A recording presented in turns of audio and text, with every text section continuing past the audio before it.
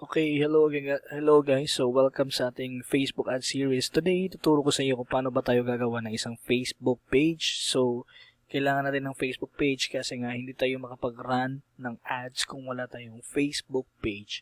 So, ano ba yung Facebook page? Ito yun sila guys. So, ang Facebook page is, if let's say for example, NBA, pupunta tayo sa NBA. Ito yung example ng mga Facebook page guys. Kung hindi nyo pa alam yung Facebook page, basically, kung may brand ka, ito yung magiging parabang identity mo na name. Okay? Let's say for example yan. So, in creating your Facebook page, dapat mong i-check muna kung may kapareha ka ba na page o wala pa. So, if for example, ito kasi yung naisip ko na ads, na Facebook page, itong ads PH. Pero since may nakalagay na dyan na ads PH, dapat natin i-respect yun sila guys. I-respeto natin sila na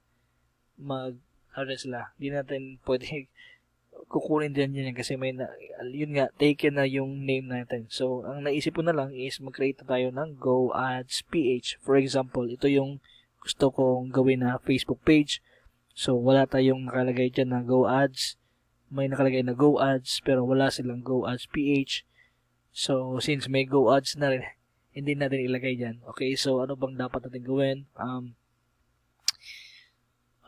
Make ads PH, parang ganun.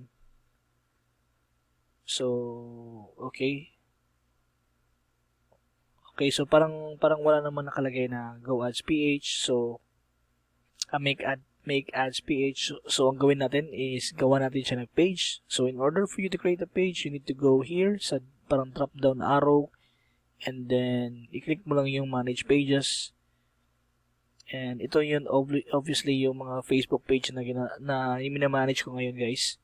So, create ka lang ng page, and then select ka. It's either business or brand, or community or public figure.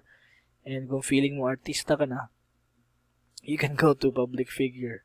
Pero kung business lang or brand, you need to just select here. So, get started, and then i-create mo yung make ads PH, and then boom. Ano bang kategory niya? Siguro for me, it's a service. Product or service, business service.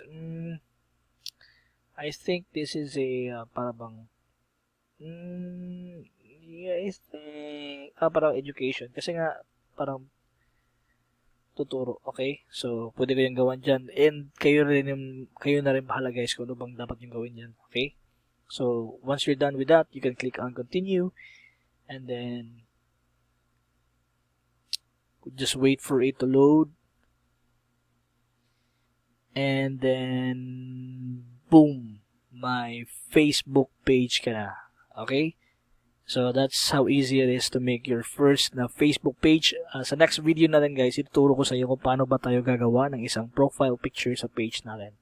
Alright, so see you sa next videos natin guys.